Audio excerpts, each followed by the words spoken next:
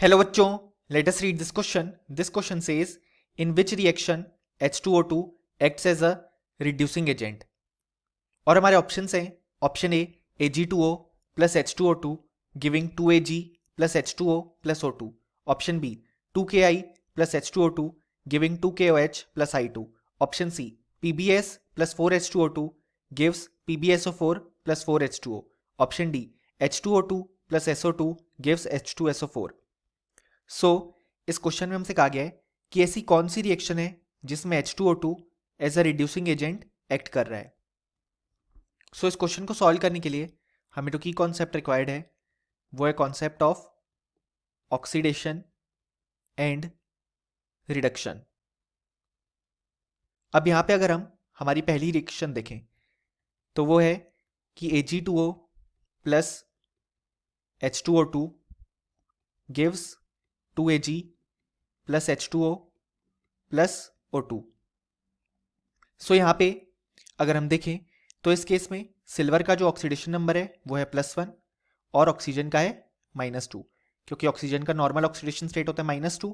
यहाँ पे हम देख सकते हैं कि Ag2O के केस में हमारे पास Ag+ और O2- होगा. H2O2 के केस में ऑक्सीजन का ऑक्सीडेशन स्टेट होता है -1 ड्यू टू परऑक्सी लिंकेज और हाइड्रोजन का होता है +1. यहाँ पे Ag का है ऑक्सीडेशन स्टेट 0 क्योंकि अनकम्बाइंड स्टेट में. यहाँ पे ऑक्सीजन का ऑक्सीडेशन स्टेट है 0 और यहाँ पे है -2 और यहाँ पे हाइड्रोजन का है +1. हम देख सकते हैं कि यहाँ पे जो Ag2O है वो रिड्यूस हुआ है और यहाँ पे जो H2O2 है वो ऑक्सीडाइज हुआ है टू फॉर्म O2. इस केस में हम देख सकते हैं कि जो H2O2 है वो खुद ऑक्सीडाइज हो रहा है और सामने वाली स्पीशीज को रिड्यूस कर रहा है. यानी कि इस केस में H2O2 as a reducing agent work कर रहा है, क्योंकि जो रिड्यूसिंग एजेंट होता है वो खुद ऑक्सीडाइज होता है और सामने वाली स्पीशीज को रिड्यूस करता है. ऑप्शन ए बिल्कुल करेक्ट हो जाएगा. अब अगर हम यहाँ पे हमारा ऑप्शन बी देखें तो ऑप्शन बी में हमारे पास गिवन है 2Ki plus H2O2 gives 2KOH plus I2.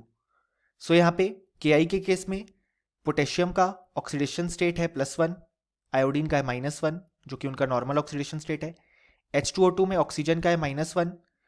KOH के केस में पोटेशियम है +1, ऑक्सीजन है -2, हाइड्रोजन है +1 और I2 के केस में ऑक्सीडेशन स्टेट है 0. यहाँ हम देख सकते हैं कि जो आयोडीन है वो पहले -1 ऑक्सीडेशन स्टेट में था और अब 0 में पहुंच गया, और H2O2 पहले -1 में था अब -2 में पहुंच गया. यानी कि यहाँ पे H2O2 खुद रिड्यूस हो रहा है और Ki को ऑक्सीडाइज कर रहा है.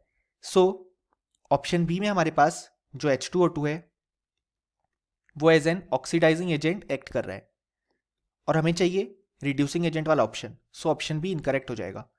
अब अगर हम यहाँ पे ऑप्शन सी चेक करें तो ऑप्शन सी में हमारे पास गिवन है PbS plus H2O2 giving PbSO4 plus 4H2O.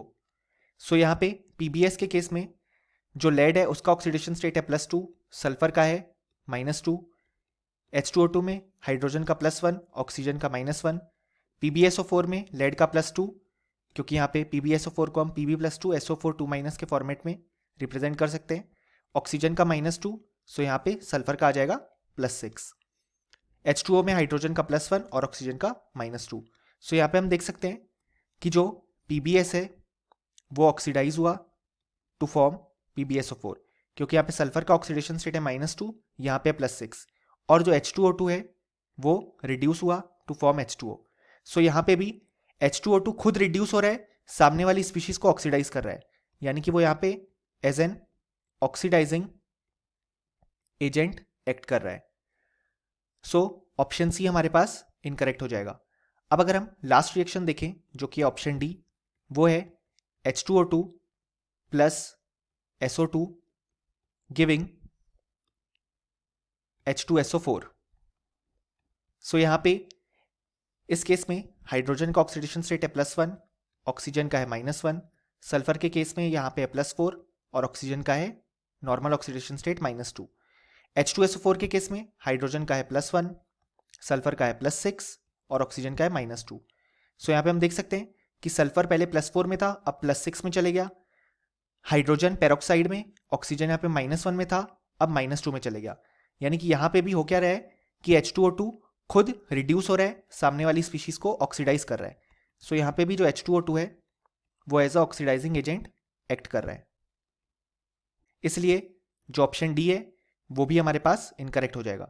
So finally हम ये बोल सकते हैं कि इस क्वेश्चन का हमारे पास जो करेक्ट आंसर आ गया वो आ गया option A. Hope you understood it well. Best of luck.